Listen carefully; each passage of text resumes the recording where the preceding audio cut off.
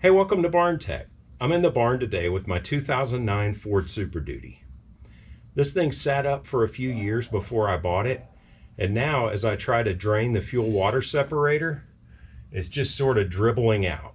So tonight I'm going to clean out the fuel water separator so I don't destroy the high pressure fuel pump.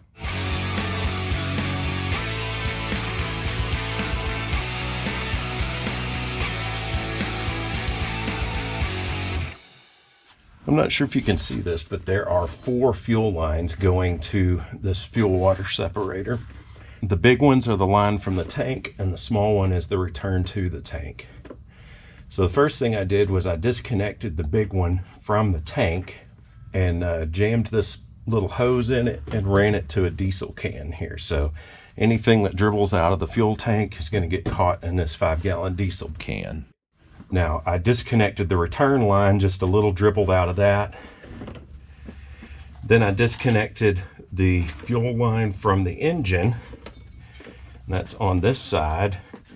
All of these lines just have 2 little buttons here, button on either side that you press, and it just slides right off like that. And I've got a drip pan here to catch all the diesel as it drips out. And I don't know a good way to do this without taking a bath in diesel. But I think the first thing I'm going to need to do is get all of these lines off, get all the electrical disconnected, and I want to pull this thing out and work on it on the bench because I just don't want to try to do this up underneath the truck. There it goes. Okay, nothing in that return line. All right, there's 2 electrical connectors. And I think that's going to be it. Now I'm going to look for the mounting bolts on this thing. All right, next up we got these 3 bolts that come through from the back side that hold that fuel pump onto the truck. Just a 1/2-inch nut on here.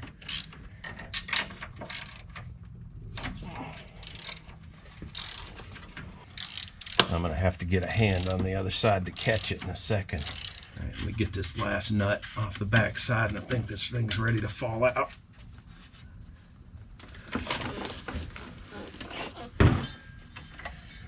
See if I can do this without taking another bath.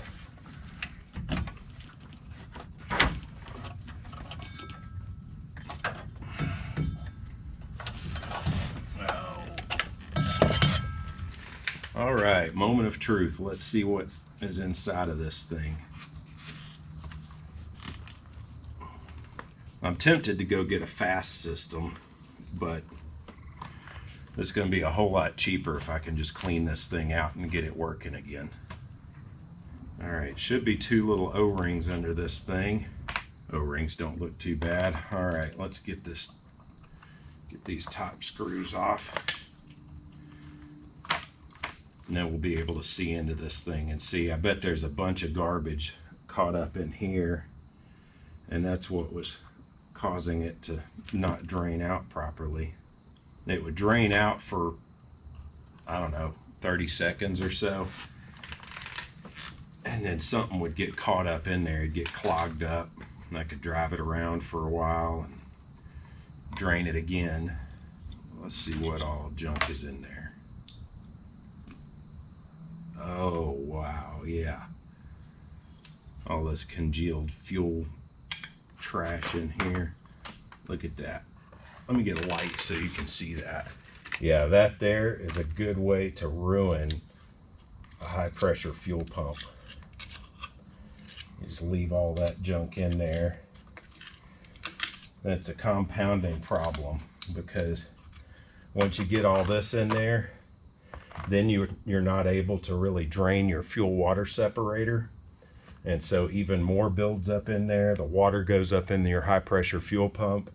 And next thing you know, you're having to pull the cab off to replace your high pressure fuel pump. Even after prying all that out, look at all that garbage still in there. I have heard that this gasket is like $80. So I'm going to try to shrink this and reuse it. I'll just carefully pull that out of the way. We'll clean that up and try to reuse it here in a bit. Okay, this looks like some kind of backflow preventer. It should seal off, but there was a piece of trash caught under here, so this would never shut off. This is like maybe a bug carcass that got sucked in from the fuel tank. All right, this is all the trash that was up underneath that diaphragm, keeping it from sealing.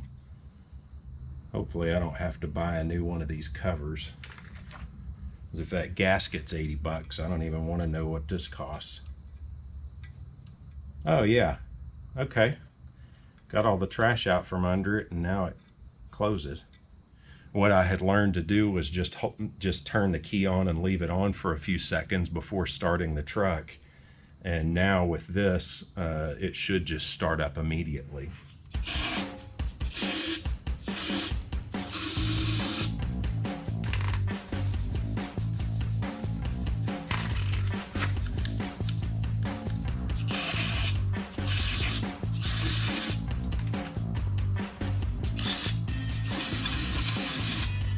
All right, now I spray carb cleaner in there and it comes out looking clean.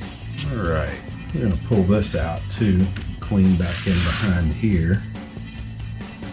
Looks like there's just a little bit of junk up in there. Not a lot compared to what was down in the bottom section, but we'll go ahead and clean it up anyway.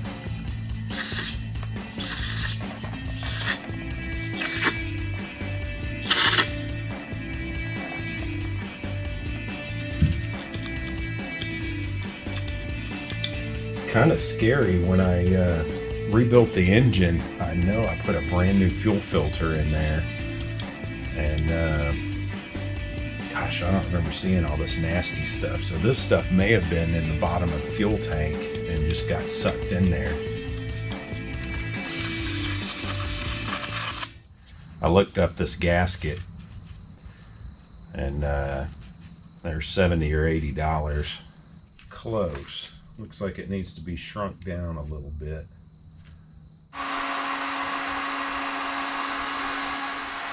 I'm just keeping it moving. I am starting to see like some kind of smoke or steam coming out of the gasket now. So I believe that's outgassing there. So that should be the gasket shrinking back down. I'm not seeing smoke anymore, so I think I might be done. Okay, let's see if that did anything, if I need to do it some more. We'll wait for that to cool off a bit. Okay, the gasket's not quite shrunk down enough. I do feel that it's still kind of hot, but one thing that I noticed is it's still got an oily residue on it. So I'm going to take some acetone and I'm going to clean the gasket off really good, and then I'm going to heat it up again.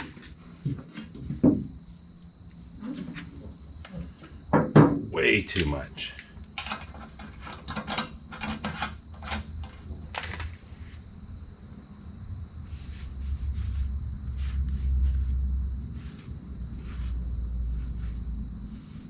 All right, so hopefully that got the oily residue off.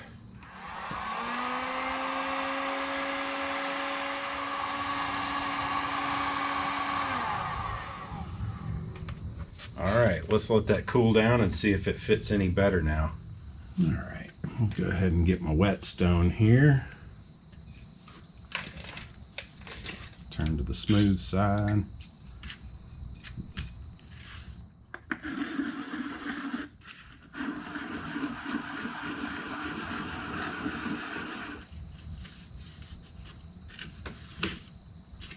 Whetstone works like magic to get that gasket surface ready to go back together again. Maybe we'll try it like this.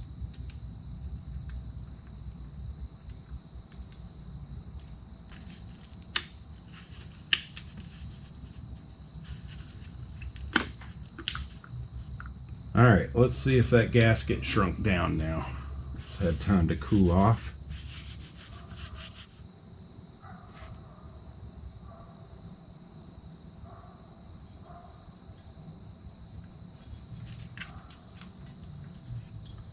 That's what I'm talking about. Awesome. All right, got the gasket to fit. Let's Put this baby back together.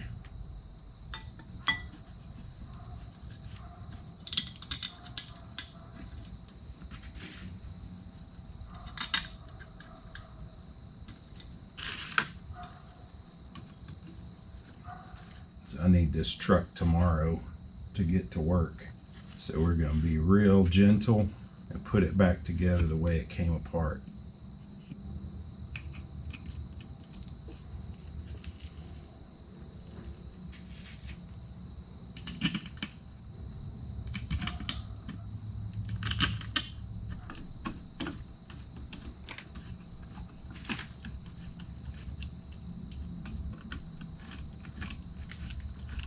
I'll go ahead and make them as tight as I can with the screwdriver here, but I'm not going to over torque them. Go around and hit each one of them until none of them turns. And then I'll know I've got them about even. All right. So that's pretty good. Let's stick this thing back up in the truck and see if it works. Today's video is brought to you by John 3:17. It says, "For God did not send his Son into the world to condemn the world, but that the world might be saved through him." Now let's get this filter put back on the truck. Sneak it back in here by the front drive shaft. I think I felt the 3 studs go through. And so I'm just going to go ahead and start the nuts from this side. I can't see over there, and you can't see either. I apologize for that, but it's just easier for me to get them started like this. In fact, I may just tighten them blind. It's not like I need to see what I'm doing. I just need to feel before I slide back out there to tighten those 3 bolts up. I'll just go ahead and get my electrical connectors and fuel connectors on. Woo, let me do that one first. Took a bath in diesel.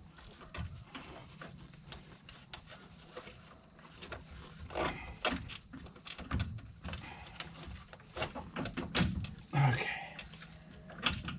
All right. There's 2 connectors on. 1 electrical connector.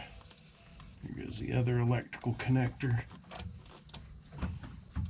All right. Got my electrical connectors. Let me get this fuel return line to the tank. Just go till I hear a click. Still got diesel dripping on my belly.